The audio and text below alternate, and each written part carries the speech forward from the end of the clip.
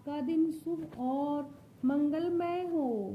आज हम आपको सुनाएंगे माघ मास महात्म्य अध्याय 24 चैप्टर 24 कथा पुराण। चलो आइए शुरू करते हैं। लोमस जी कहने लगे कि वह राजा पहले तो तामिस्र नामी नरक में गया, फिर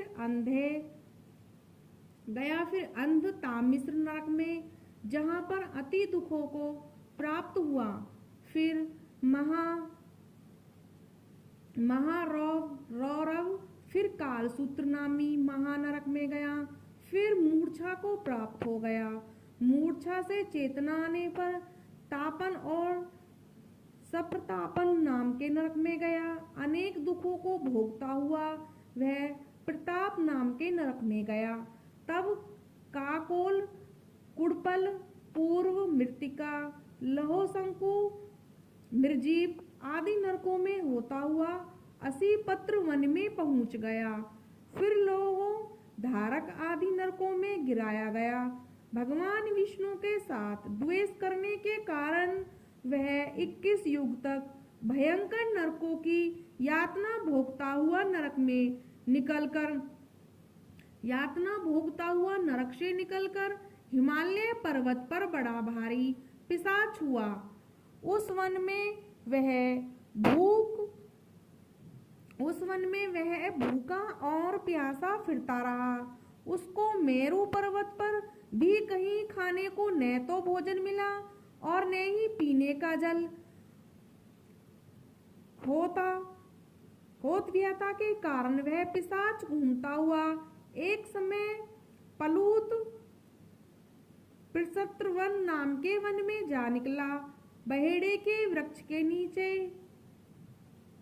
वह दुखी होकर हाय मैं मरा ऐसे शब्दों को जोर जोर से बोलने लगा और कहने लगा, भूख से दुखी मेरे इस जन्म का कब अंत होगा। इस पाप रूपी समुद्र में डूबते हुए मुझको कौन सहारा देगा। लोमस जी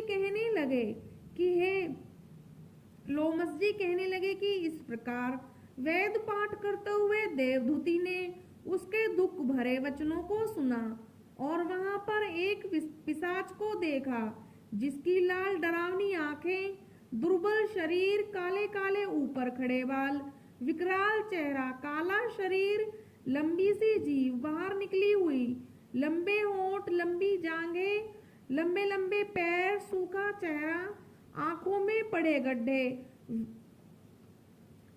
गड्ढे वाले पिशाच को देखकर देवदूती ने उससे पूछा कि तुम कौन हो और ऐसी करुणा से क्यों रोते हो। तुम्हारी यह दशा कैसे हुई है और तुम्हारा मैं क्या उपकार करूं।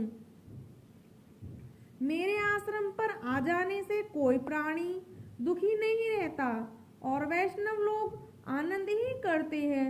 सो हे भद्र, तुम अपने इस दुख का कारण जल्दी कहो, क्योंकि विद्वान मनोरथ पाने के लिए विलंब नहीं किया करते।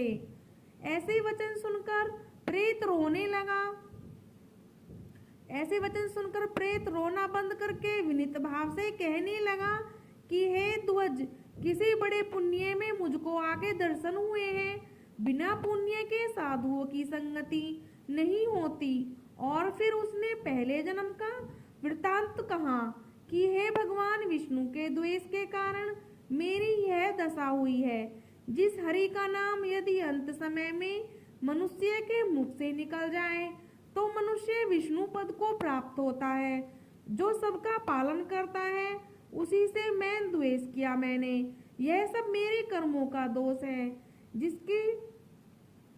जिसकी ब्राह्मण तप द्वारा प्रार्थना करते हैं, ब्रह्मादि देवता, सनकादिक ऋषि जिसको मुक्ति के लिए पूजते हैं, जो आदि मध्य व अंत में विश्व का विधाता और सनातन है, जिसका आदि मध्य और अंत नहीं है, उस भगवान के साथ मैंने द्वेष किया था।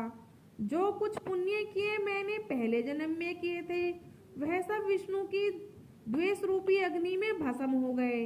यदि किसी प्रकार मेरे इस पाप का नाश हो जाए तो मैं भगवान विष्णु के सिवाय किसी और देवता का पूजन नहीं करूंगा। विष्णु भगवान से द्वेष करके मैंने बहुत दिनों तक नरक यातना भोगी और पिशाच योनि में पड़ा हूँ। इस समय किसी अच्छे कर्म के योग से आपके आश्रम में आया हूँ, जहाँ पर आपके सूर्य रूपी दर्शन से मेरे दुख सामान अंधकार को दूर किया है। अब आप कोई ऐसा उपाय बताइए जिससे मेरी यह पिशाच योनि दूर हो जाए, क्योंकि सज्जन पुरुष उपकार करने में देर नहीं करते। देवदूती कहने लगे कि यह माया, देवता, मनुष्य, असुर सबकी स्मृति को मोहित कर देती है। जिसके धर्म का नाश करने वाला द्वेष उत्पन्न हो जाता है, जगत के उत्पन्न करने, रक्षा करने और नाश करने वाले जो सब प्राणियों की आत्मा है, उनसे भी लोग द्वेष करते हैं। जिनके अर्पण करने से सभी कर्म सफल होते हैं, उनकी भक्ति से मुख मोड़ने वाले मूर्ख कौन सी गति को प्राप्त नहीं होते। चारों वर्णों वेदोक्त हरि का भजन करना ही उत्तम है, अन्यथा कुमार्ग में चलने वाले मनुष्य नरक के गामी होते हैं। इसी कारण वेद विरुद्ध कर्मों को त्यागना चाहिए। अपनी बुद्धि से बचे हुए धर्म के मार्ग पर चलने से मनुष्य परलोक के पथ का भी नाश कर देती हैं। वह वेद, देवताओं और ब्राह्मणों की निंदा करते हैं। झूठे मन कल्पित शास्त्रों को मानने वाले नरक में जाते हैं। देवाधिदेव विष्णु से विमुख होने वाले नरक में जाते हैं। जैसे द्रविड़ देश का राजा नरक में गया, इसी कारण इनकी निंदा नहीं करनी चाहिए और वेद में न कहीं की गई क्रिया को भी नहीं करना चाहिए। लोमस जी कहने लगे कि ऐसा करने पर मुनि ने पिशाच को सुमार्ग बतलाया कि माघ मास में तुम प्रयाग में जाकर स्नान करो, उससे तुम्हारी वह पिशाच योनि समाप्त हो जाएगी। माघ मास में प्रयाग में स्नान करने से मनुष्य पहले जन्म के सब पापों से मुक्त हो जाता है। वहां पर स्नान करने से मुक्ति प्राप्त होती है। इससे बढ़कर और कोई प्रायश्चित नहीं है संसार में। यह मोक्ष और स्वर्ग का खुला हुआ द्वार है। गंगा और यमुना का संगम त्रिवेणी संसार में सबसे उत्तम तीर्थ है। पाप रूपी बंधन को काटने के लिए कुल्हाड़ी, कहाँ विष्णु सूर्य तेज, गंगा यमुना का संगम, और कहाँ यह तुच्छ पाप रूपी तृण ही आहुति जैसे घने अंधकार को दूर करने वाला शरद का चंद्रमा चमकता है। उसी तरह संगम में स्नान करने से मनुष्य पवित्र हो जाता है। मैं तुमसे गंगा यमुना के संगम का वर्णन नहीं कर सकता, जिसके जल की एक बूंद के स्पर्श से केवल देश का ब्राह्मण मुक्त हो गया। ऋषि के ऐसे वचन सुनकर प्रेत के मन में शांति उत्पन्न हो गई, मानो सब दुखों से छूट गया और प्रसन्नता से उसने विनय पूर्वक ऋषि से पूछा, हे ऋषि, इसका वर्णन अगले अध्याय में किया जाएगा। जय श्री हरि विष्णु। अगली पुराण कथा सुनने के लिए 25वां चैप्टर अध्याय सुने।